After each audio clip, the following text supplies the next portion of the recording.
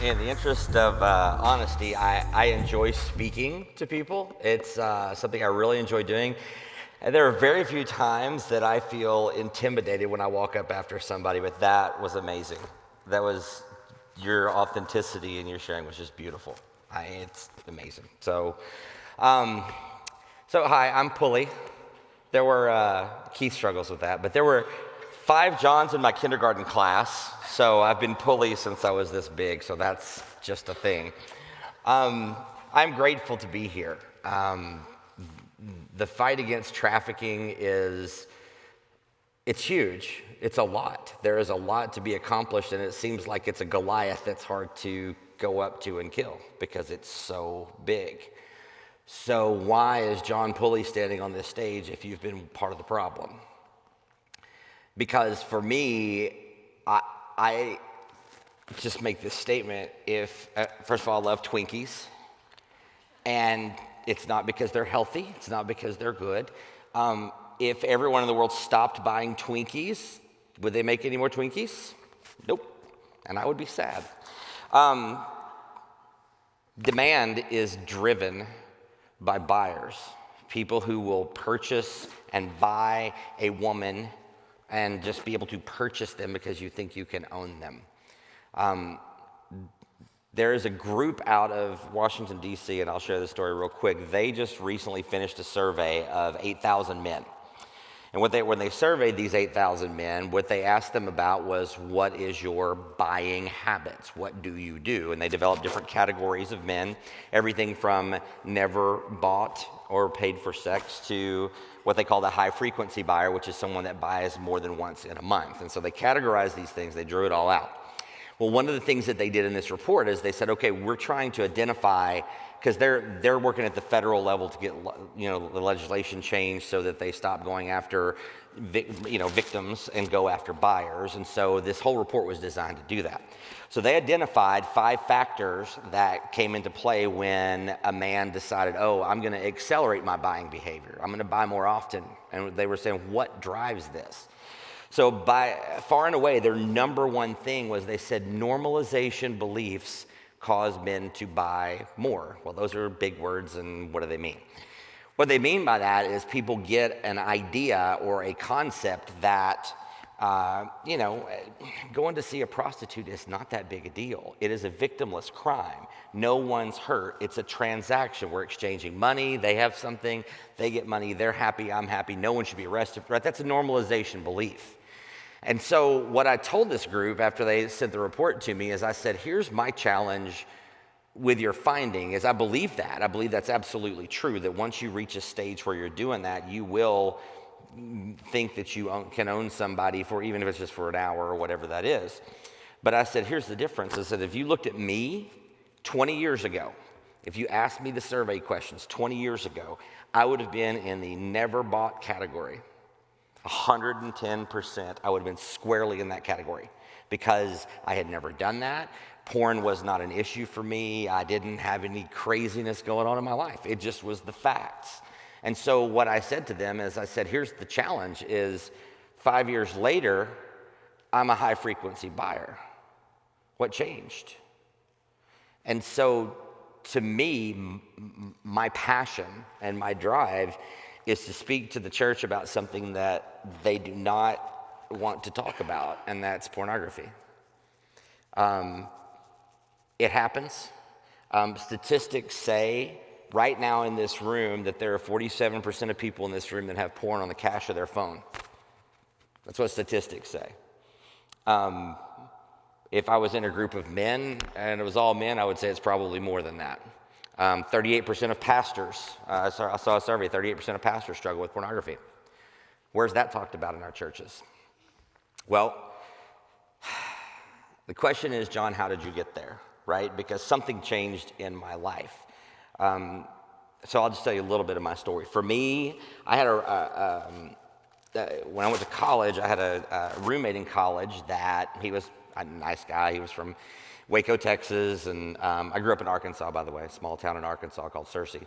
We're going to college. I had a roommate, and then one day we were just like just normal people from college roommates. I got this card in the mail. It was like half of an 8.5 by 11, and it had a 1-900 phone number on it, and it had a half-naked woman on the front of it. And I'm like, in the world is this? It was addressed to me. And I'm like, why is this addressed to me? Well, the phone was in my name. I figured that out later. So I talked to John about it. And I said, hey, what's going on with this? Why am I getting this in the mail? Is something happening? Is this something that you're doing? And he said, yeah. He said, when I was a kid, I looked at porn a lot, and it's something I do every now and then. But I'll talk to our pastor about it. You know what I said? Probably what most of you guys would have said. Great, that's awesome. That's what you need to do. You need to do that. So I made an assumption that he did. We never talked about it again until 3 months later. I got a phone call from the Cleveland County Sheriff's Department. And they said, Mr. Pulley, we need you to come in and talk to our detectives. And I'm like, why do you need me to come in and talk to your detectives? Well, we just need you to come in. So, they just kept pushing and pushing. And so I'm like, I got nothing to hide. So I drove up there one day and I sat and I met with them. And when I was sitting in their office, they were asking me questions. Have you ever had a ticket in Faulkner County? Well, sure, I went to UCA for a couple of semesters. Yes, I did. But have you ever been in Judge so-and-so's court? I have no idea. Do you know? I'm like, okay, guys, what are we talking about? Why am I here? And he said, well, so someone from your phone number, or they didn't say that. They said, you called the teenage line of the court clerk of one of the judges in Faulkner County and talked sexually to their daughter. And I'm like, huh? Because clearly I hadn't. At that moment, I was, you have those moments in life where you start to piece together a string of things and things make sense. I had seen a lot of activity and behavior from my roommate that it made sense. I'm like, I know my roommate did this. I know he did. So I went back and I talked to our pastor and I said, that's when my pastor told me he never talked to me about this at all. And I'm like, well, that's bad. And actually, what I said is, I'm going to go beat the hell out of my roommate. He goes, please don't do that. Just come over and hang out with David. I was mad. So John ended up coming out and being honest and telling everybody. He talked about it openly to every man in the church. He talked about it. He said when he was a kid, his dad, I can't remember if his dad was a doctor or a lawyer at this point. Anyway, his dad made a lot of money. And so he had a nanny that took care of him. And sometime around the time when he was 6 or 7, I don't know what the nanny was doing, but he basically was very free most of the day when his dad was working. He found his dad's porn collection, and he said, I would look at 1 hour to 2 hours of porn a day as a kid, as a 6-year-old. Needless to say, that's tracked with him through adult life. And so for him, the people who are younger in the room won't know this, but there were things called a phone book that had like numbers in it for everybody. And you could find in those phone books, there was teenagers would get their own landline so that you didn't have to deal with your stupid parents. So he would go through the phone book and find teenage lines and call women or girls and speak sexually to them. So he had opened up about all of this, and the guys in the church were very gracious. They said, look, we're all not that far away from having chosen to do something like that if we're honest. But I'm grateful I never did, but thank you for, he was not shunned by our church. He didn't have the same experience you did. He was not shunned at all. Well, we worked together for a company called Lunatic Fringe. Our phone number was 1-800-LUNATIC, and I answered the phone. It was interesting some days. But we went out to do this a trade show out in Las Vegas. And I remember calling one of our elders while we're out there, and I'm like, okay, I don't normally make these calls, but I am not dealing with lust very well out here. It is bad. It is everywhere, blah, blah, blah, blah. And I said, I know if I'm having issues, I can tell you my roommate is, Well, again, that was after he had shared everything. Well, he came back a day before I did. And the next morning when I was about to fly in, my best friend called me, the pastor's son, and he said, just come to my place when you get in. I'm like, why would I come to your place when I get home? He goes, just come to my place. Why? He's like, you just got to trust me. Well, when I got there, it turns out my roommate had gotten home. His plane got in at 9 o'clock in Little Rock. We lived an hour away. Somewhere he rented a U-Haul trailer. He drove straight home. And from 10:30 until about 2 in the morning, there was nothing but phone call for hours. So we knew this because when we got the phone bill in, we were able to look at it. So this is what John, what does this have to do to you? Well, When we got all that in, there were 800 numbers, 900 numbers. We started calling these numbers to find out what they were. And we would assure parents, he's gone, he's not here, because there were teenage lines that he had called. Well, when we called, I called one of the numbers were everything. It was, gay, porn. It was just the spectrum. There was nothing that wasn't. We called one of them, and I remember calling it, and I was sitting with David. We were calling through this, my friend. And I remember thinking when I heard the voice on the other end, wow, that's sexy. I just remember that. I remember that day. And I was working an hour away from where we lived. And so this is just really interesting because, again, porn wasn't a big thing for me growing up. I don't know why. It just wasn't. I wasn't pro or a con. I just didn't care because I wasn't around it that much. So for me, that drive was a little bit unusual for me, but I kind of liked it. So I'd go to work, and then it started about once a month when I would be driving back home from work. And again, for you young people, there were things called a payphone that you could go put a coin in. Anyway, I'd stop at a payphone, I'd call the 800 number, and I would listen, right? I would listen to this call. And I never paid for it. I wasn't going to pay $3.99 a minute or whatever. I just listened because there was enough listening. I'm good. Well, every 4 weeks or every month turned into every 3 weeks, right? Which turned into every 2 weeks, which turned into every week. Now, in the meantime, he's left, and I've gotten engaged in the meantime. We got married, and needless to say, like most marriages, it was two people that came from different. I think marriage is God's great conspiracy to force us to deal with our issues. That's my thing. We were polar opposites. We didn't communicate well at all. Our sex life was not, it just wasn't. So, and it was because of her issues and my issues, but mine were now being driven by something different because I was dissociating from her and thinking about the things that I'd been listening to. So for me, I was in traveling sales, so I'd travel probably 2.5, 3 weeks a month. And during one of those times, I used to drive, I would drive 8 hours. I would drive from Little Rock to New Orleans. It'd be a long trip.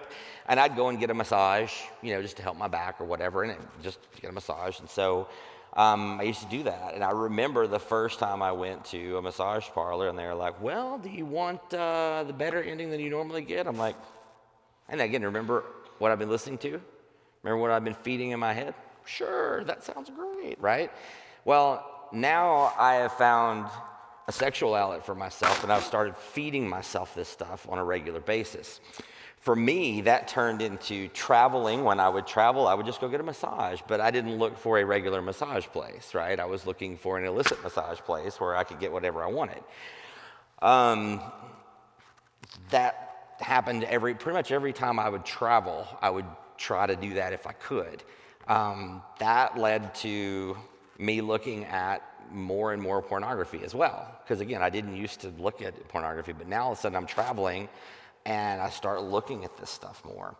I got bored with, I hate to say it, I got bored going to see prostitutes or going to see the massage place. So I'm like, well, I want to find someone that's a prostitute out on the street, right? Again, I'm not saying this thinking is correct, mind you, but that's the kind of thing when you start feeding yourself that you just want more and more and more adventure, something different.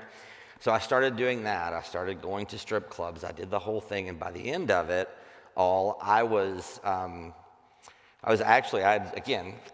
seeking out adventure. Now, in the meantime, let me back up for 2 seconds. With pornography, for me, it just kept growing, right? The thing that there's been so much research that's come out now about, how dopamine hits your brain and how the neural pathways can rewire themselves and how it literally can change your brain. When you're addicted to pornography, it can literally change you. You don't think the same. And you need more and something more exciting to stimulate you because you need super stimulus because you get again what you look at. So I'm looking at, there's probably not much that I haven't looked at when it comes to that. By the way, none of this I'm super proud of, but it is part of the story and it needs to be told because people are not talking about this, and this is happening. And it's happening in our churches, and it's happening in our schools, and it's happening everywhere that we are, but no one's talking about it other than to go, oh, I struggle with porn, which by the way, well, I'll cover that in a minute. I struggle with porn, and we go, oh, well, I'll pray for you. No one talks about it. No one dives into it. No one says, well, what's going on? Talk to me. And we've ignored it and shoved it under the rug so long that it's impacting us. It was just interesting. I talked to someone recently that was telling me about the types of cases that they pursue from the police department. And they said back in, the first part of it, once you hit 2000, that the cases that they were getting, the people that they would go after were, not extreme. They were rape, they were things of that nature. But he said that as time has gone on, now things are on just off the charts. It's forced sex, it's bondage, it's all of these different things that even 20 years ago wasn't really an issue. And now, because of our society looking at this nonstop, it has infiltrated. And when you look at something long enough, you want it. Let me say it again. When you look at something long enough, you want it. I don't care if it's a new Corvette, if it's a new dress, or if it is sex with somebody hanging from a monkey bar. You want it. Or if it's sex that is violent, you want it. You desire that.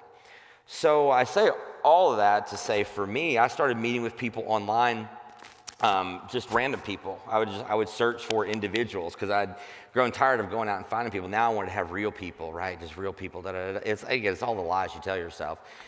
All of it for me. By the way, I got married in the meantime. My wife and I had, again, struggled in our marriage, and we moved from Little Rock to Dallas, thinking it'll be a good fresh start for us and, be able to kind of start fresh. And remarkably, our problems move with us somehow. We've never figured that one out. So I was alone. I was isolated. Now, in the meantime, am I telling anybody about this deep porn habit I'm developing? No, I'm not telling. And did I have good friends? Yes. One of them is my best friend in the world and co-founder of ManAlive with me. I've known him for decades. Never told him. I mean, I remember the day. Well, it all came crashing down for me when I went to meet with somebody, and I went to Taco Bueno, and 4 police cars surrounded me. And I got arrested for criminal solicitation of a minor because I had tried to go after a 15-year-old because I had grown bored. I needed more adventure. I needed something different. And so there's all the chat. There's no arguing it. Clearly, I got convicted of it. I'm a registered sex offender today, still on the registry. But I tell you that story to say, I had given up on God. My church had fallen apart. My marriage was falling apart. I was alone. Shame and condemnation ruled me because even in the midst of looking at porn, I knew the morality side of it had left me long ago, but I knew looking at porn that much was not healthy. I was looking at it 3 to 4 hours a day. And by the way, not everybody does that. But not the statistics, they had a new study that came out, I think it was 2 years ago, that they studied, and they said that pornography can be as addicting as cocaine the first time you look at it to some people. It can't, right, the first time. So I get arrested. I spent 90 days in Dallas County Jail, Texas, not Wisconsin. That's a much smaller place. And I got out. The first thing you have to do in Texas is you have to go to these. You have to go to treatment providers, which some people call them John schools. I'm on a quest. This is a total aside. Let's stop calling them Johns. Let's call them Byers or something. I am one. Let's stop calling them Johns. But we had to go to these groups, and so I'm in there with other registered sex offenders, people with sex crimes. Now, remember, for me, this is the first time I've gone after someone underage. So with my warped way of thinking and my justification that I wanted to justify myself with, I'm in a room with a man that did things to his 5-year-old granddaughter, and someone that got somebody out of his youth group and his church, and I'm with all these kinds of people, and I'm going, why the hell am I in this room? I didn't do anything, right? I didn't touch somebody underage.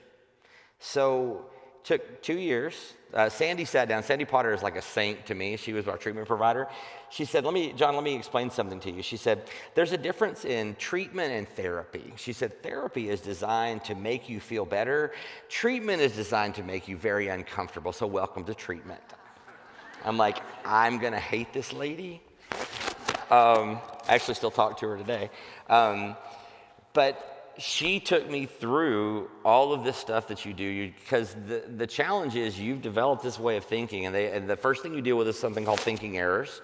They're simple things that everybody struggles with: lying by omission, just not telling things, or redirecting. You say something to me, now what did you do today? You know what, I was with her, and you know what she did today, right? All these are normal things that people deal with. But when you're an addict, and when you are addicted to pornography, and when you have done it so much that you've committed a crime, you'll justify yourself in every way possible. So she worked on me with that. It took 2 years. The second year that I was there, I remember the second year I was there, I finally realized I belong here. This is a group I belong in, because there is zero reason to think that if I hadn't gotten arrested based on what I was doing, there's no reason to think I would have changed my behavior. So I would have found a way to molest a child at some point. I don't like saying that out loud, but it's where I was. So, John, is there any good to this story? Yeah, there is. The day that I told the first person I got arrested, his name is Daryl, he's my best friend. The day I told him I got arrested, he lived 6 hours away. I told him at 9 a.m. He was sitting with me in a restaurant in Dallas at 3 that afternoon. And he said, John, why didn't you tell me? Why didn't you just tell me something? I would have helped. I would have done anything. I'd have paid for counseling, whatever you needed. I said, Daryl, I had so much shame, I didn't want anybody to know, because I knew what I was doing was wrong. And I think that the more that we hide things, and the more that we don't talk about them, the more that we go, I will pray for you in your porn stuff, and walk away, they stay in shame and condemnation. Because we're sending out messages. It was great what you were talking about, just the messages that you got from people, just that, they only care about me because I'm pregnant. If you tell someone you're having an issue with porn, and someone goes, oh, that's great, I'll pray for you, and don't ever ask about it, you know what you're saying to them? I don't really care. Don't really care. So you just deal with it. It's a sin. Just pray. You'll be forgiven, Seek the Lord. Get something on your computer to let people know. Say all that stuff to say, Daryl came down and he talked to me.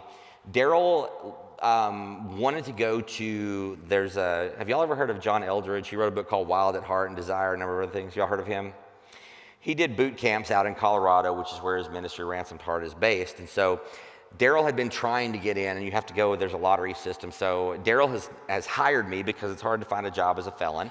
So Daryl's now hired me, and we've been friends forever, so I knew he got in. And so we never talked on the weekends, because we talked during work.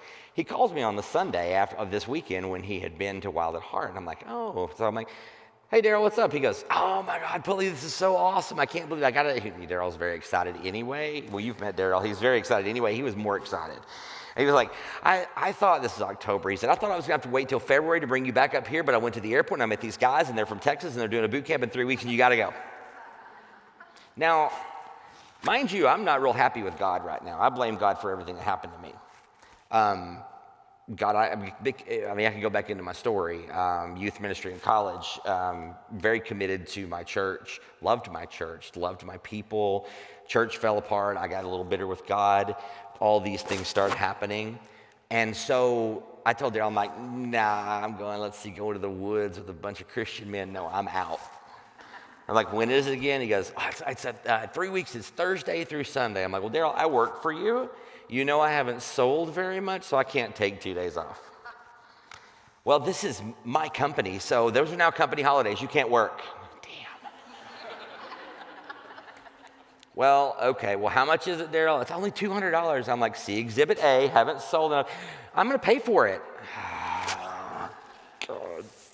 So Daryl does this, and so for 3 weeks, I had decided that I would get authentic with God for the first time in a long, long time. And I prayed for 3 weeks every day. I said, God, I don't know where the hell you've been in my life for the last 10 years to let me get here and to let me go through this, but you better speak to me this weekend or I'm done.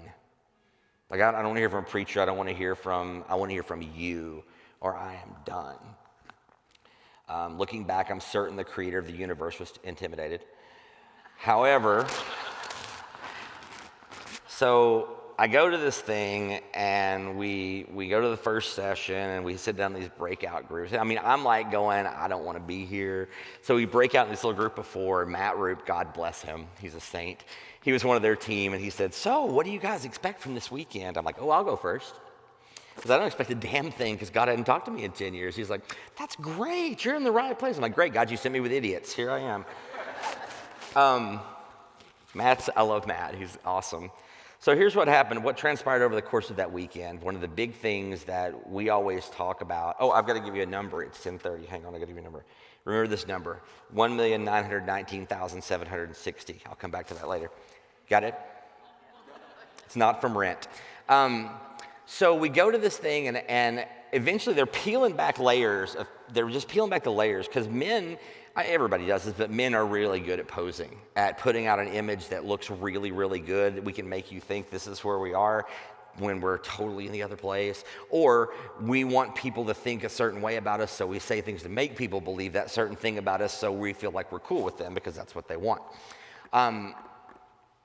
Over the course of 2 days, they basically, the biggest thing is, and we say this all the time, I can convince you of something from the Bible and you will believe me until somebody smarter than me convinces you of something else from the Bible that you believe them. However, if you put a man in a place where he can hear from God personally, no one will take that from him. What happened to me is they would send us out onto these covenants of silence. We would have to take a journal and ask questions of God and then write our answers. Well, at one point, I had my journal and my cigarettes, and I was sitting in the middle of the woods. By the way, I now like these Christian guys. They're okay. But I'm sitting in the middle of the woods, and one of the things, they'd ask us the session before to say, what are your issues, or what do you see as wounds from your past? I've been in therapy 3 years, dad, mom, right? I got all that. And then at the end of that session, they said, so what do you wish your dad had said to you that he never did? Tears, chain smoking, the whole works. All I wanted my dad to say to me was, I love you and I'm proud of you. That's all I ever wanted. My dad is a good man, by the way, very good man. I love him. But at that time in my life, I felt like I hadn't gotten that from him. And then the next session when they sent me out with the journal, the question that we were supposed to ask God himself. So when we call God the Father, how do most people view God? Like their fathers, right? It's just a natural association, right? And so I'm like, I don't want to talk to my father. And so the question that they said is, ask God the Father what he thinks about you. And I did. And you got to remember, I'm carrying the label of registered sex offender, which is hated in our society. I've lost my marriage. I've lost my job. I've lost respect in the community. And now I'm asking God, what do you think about me? And God said, I've just been staring down the road, waiting for you. And he said, I love you, period. Not because of what you've done or what you will do. I just love you, and I want you to know that. And it changed my life because I started realizing that I was loved. And I've said this for years. You can create all of the rules you want in church and line it out. You have 3 fingers and knees and all that stuff. That's never kept anybody from sinning. Laws have never changed hearts either. Only love does. I mean, Jesus didn't come to give us a new sin management system. They already had one. And who are the only people that Jesus got mad at in the New Testament? Was it whores? Tax collectors? Sinners? No, Pharisees and Sadducees, the religious people. You put burdens on men's backs that they can't carry. You pile so much stuff on them that they can't. It's the Sabbath. You can't break off a piece of wheat and eat it. I mean, who comes up with this stuff? But they knew the law. They had it, and they had a law in place. It was already there. Jesus comes along. He didn't come to give us a new law, a new sin management system. He said, I will take your old heart of stone, and I will put inside of you a heart of flesh, a soft heart. And I think that is one of the challenges that I have, is that we've missed it in a lot of ways by making it about religion. I hate religion. I love Jesus. I hate religion. And I've had to mature and recognize that there's a difference in religion and church as well. It's taken me some years to get there, but I've gotten there. But I say all that to say, there was a night at this camp, there was a burn ban on, and being the guys that we are, Daryl had, by the way, brought 7 of us. He had paid for himself and 7 of us to go. Daryl spent $1,500 for us to go to this thing. He wanted us all there, and I'm like, oh, good Lord. So we get up, we go out one night. It was one of the guys jogged around. He goes, I found us a place. And so there was a burn ban at the camp, and we may or may not have lit a fire that night. And we're standing around a fire, and I was so moved. That was the day that God had spoken to me, and he had spoken to other guys that were with me. And I thought, if we're going to do this, let's do it. And one of the things they talked about was being authentic and being real and being genuine. And so for the first time in my life, I told my entire unadulterated story in front of other people. I am a registered sex offender. I have this is why I went through porn. I cheated on my wife. I did, and I went all the way back to some of the things in my childhood that were still impacting me. And I said, and here I am today doing the best that I know how. And what happened was, the guy next to me shared his entire story. And the guy next to him shared his entire story. And 8 of us were there until right at 2:30 or 3 in the morning. Every man told a story. And God did something in that authenticity and that genuineness that is amazing. In October of this year, it will be 10 years that group has met every week. We're now down to 6 guys. 2 of the guys have left, but it's been 10 years. Same men. And let me give you an example of what we do. We call it the fire because we all met around a fire. Let me give you an example of what we do. We're not religious. When I go to them and I've looked at porn, by the way, notice I said when I have looked at porn, I haven't completely kicked that habit. I mean, it's not a habit. It's not something that happens on a weekly, monthly basis, but I'm just honest enough now. The difference in hiding it and going, I can't tell anybody. I got to get over here because they'll be ashamed of me. The difference is, I know I'm a child of the living God that is loved where I'm at. He told me that. I don't care what you do or what you've done. I love you, period, in the story. Now, I've got a group of men that I can go to and say, man, Wednesday, I looked at porn again. And you know what they say immediately? Do you have software on your computer? Did you repent? No, wait, no, not that. What they say is, what's going on in your life? You're reaching out for something. You're trying to get something from that you're supposed to be getting from the Lord or from your friends. What's going on? And it's usually about control for me. I feel like things are out of control, and that's something I can control, right? One of our guys, I'm the only one that's not married in the group, but they'll be like, my wife is driving me crazy this week. She is so mad about this and blah, blah, blah, blah, blah, blah, blah. And we always, to a man, we always do this. Man, I'm sorry that that's happening to you. So tell us, what can you do to love your wife this week? Right? Because the problem is religion is about the head. Jesus has always been about the heart. And until we get to the point where we can have heart-level conversations that are authentic and genuine, we can't accomplish anything. And when I talk about bringing this back around to what we're doing, which is trafficking, pornography is driving. In the same way that it is driving all the things for the police, it is driving this industry. If we could eliminate pornography, the demand for trafficking would go down unbelievably. But the people that should be leading the fight in this don't know how to talk about it. And it's time we do.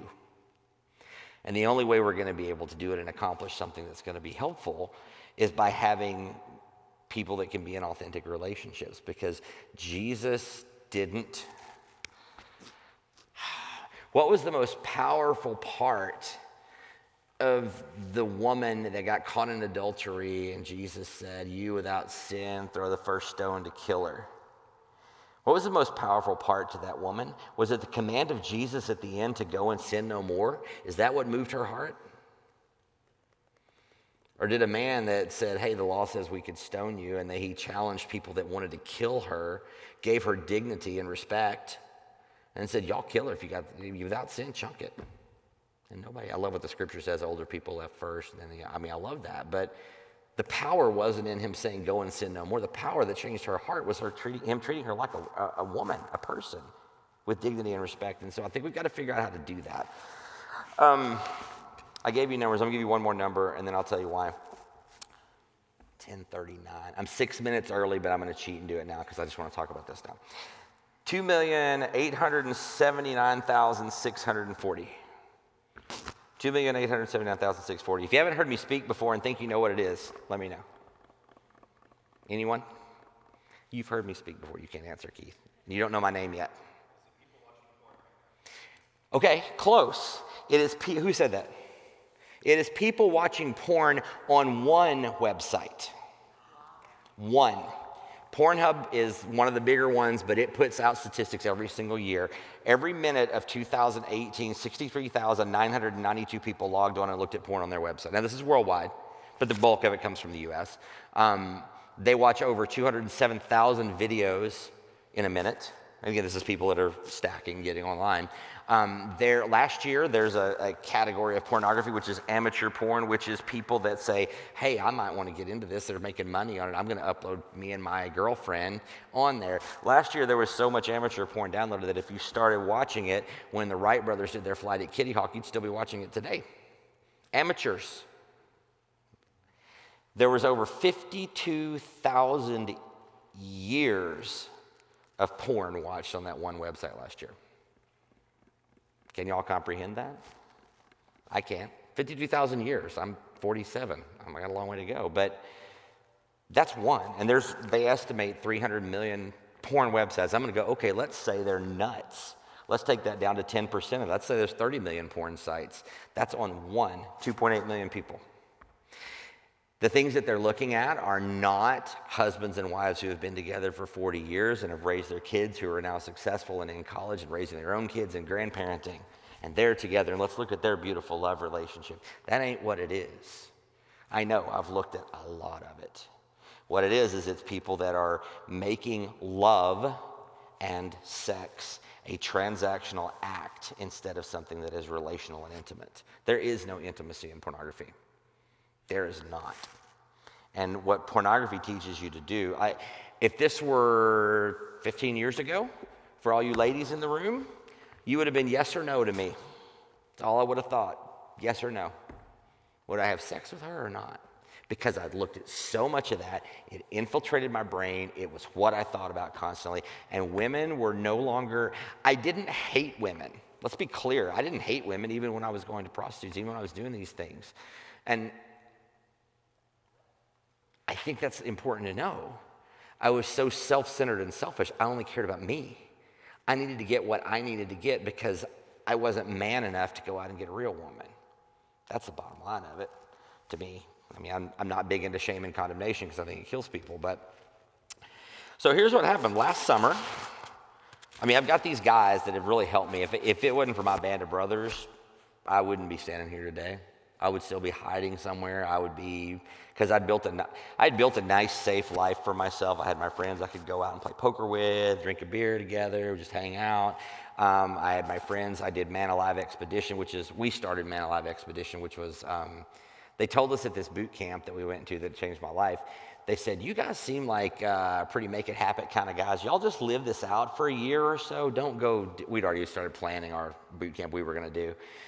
We actually scheduled one 6 months later. You'll appreciate this. We scheduled one 6 months later, and God in his grace said, like a week before, cancel it. Y'all aren't ready. And I'm like, oh.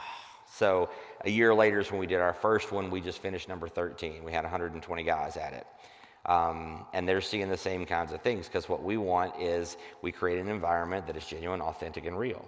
You will see me smoke cigars and or cigarettes with people. You might hear me say a curse word every now and then. Or like maybe I do on real life. Sometimes I do that. And I don't pretend. I don't hide. I don't do anything. I am just myself. I'm a guy that is trying to work this thing out and loves Jesus and loves people. And that's it.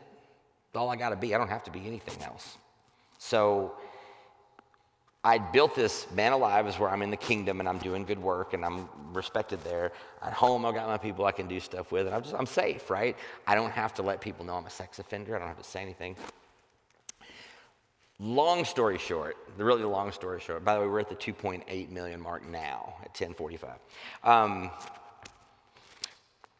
I got invited through a crazy series of circumstances.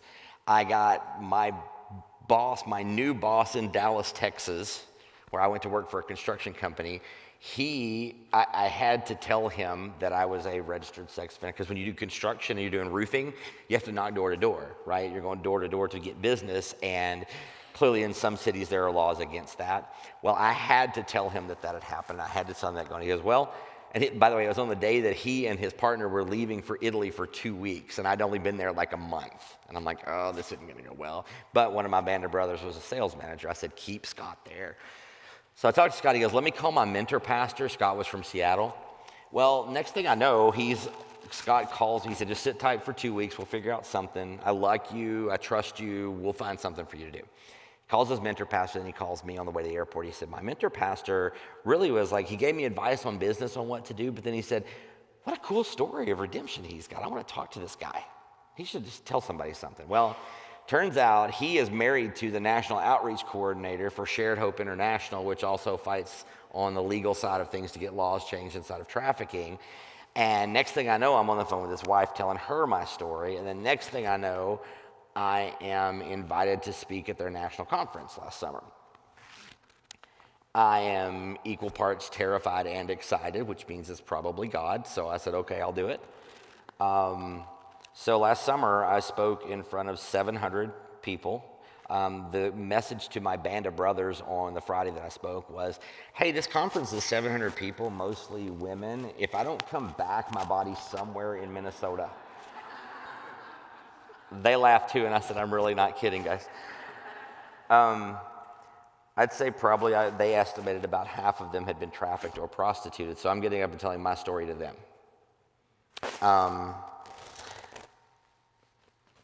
I met some wonderful people, Jenny Almquist being one of them, who is founder of Fierce Freedom in Eau Claire, Wisconsin, which is now where I live, no longer in Dallas, and I live in Eau Claire. I decided that I needed to write a book, and so I was looking for a place to go. By the way, I'm a beach guy, not a snow guy. Jenny convinced me to come up here and work with them in the snow, in the winter. I got here March 5th. There was a problem with my phone on March 5th because I went outside and it said the wind chill. There was like a little dash in front of the temperature thing. I don't know what was going on. It was really cold that day. I'm here because I got to meet them there. But when I was on stage, she asked me, remember y'all asked me, they said, were you nervous when you first started speaking? I'm like, should I have been? Yeah. I said, yeah, a little bit. But they said, no, there was a moment when you settled in. There was a moment last summer on that stage. 3 months earlier, I'm like, I'm finally going to speak. I'm finally going to step out of the shadows and let God use me. So I've booked time in my schedule. I'm like, nothing going, notebook ready to go. I'm like, God, what do you want me to say when we go to this thing? I don't pray like this, by the way. I did that. But he said, I don't want you to prepare anything. I'm like, no, that's not what I asked you. I said, what do you want me to say? He goes, nah, I don't want you to prepare anything. I'm like, great, thanks, you're helpful. I get to this, and so what it forced me to do, and this is all relevant going back to this question of were you nervous?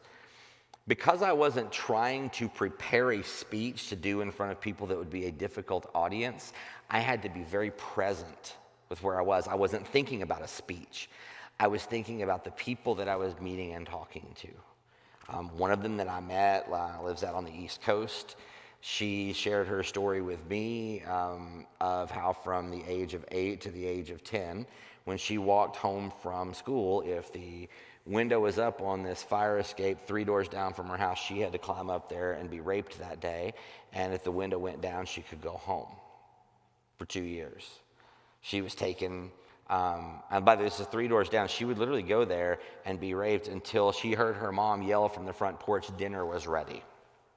This guy had single mom, dad's in prison, and the guy 3 doors down was like, hey, you know what, let's make this, you got 3 girls you're working, let me just take the girls out to the park.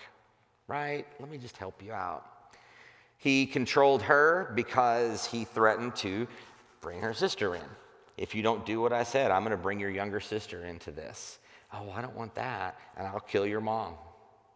And she was taken to the YMCA and raped at the downstairs. Other guys would bring underage. And again, I'm sitting here horrified at these stories because one of the things that she did after that is she went into working at the illicit massage parlors because she could say whatever she wanted to and say no to sex. And for the first time in my life over those 2 days leading up to when I spoke, the lines all connected for me. I realized that most of the porn I look at, some is consensual people choosing to be in that industry. There are some in there that do that. There are some people in prostitution or in strip clubs that choose to do it to make money. I'm not advocates for them. I'm not saying it's good. I'm saying what I realize is the majority of the porn that I looked at were probably people who were desperate on the street that needed something that someone took off the street, gave some money to, gave something to, so they'll come in and say, hey, now that we did that, you've got to do this. So they're trafficked people. What I realize is that in Dallas and Houston and New Orleans and some of the bigger cities, there are massage parlors you can go to that are illicit that are strictly Asian, strictly Latina, strictly something. Those people were more than likely trafficked people.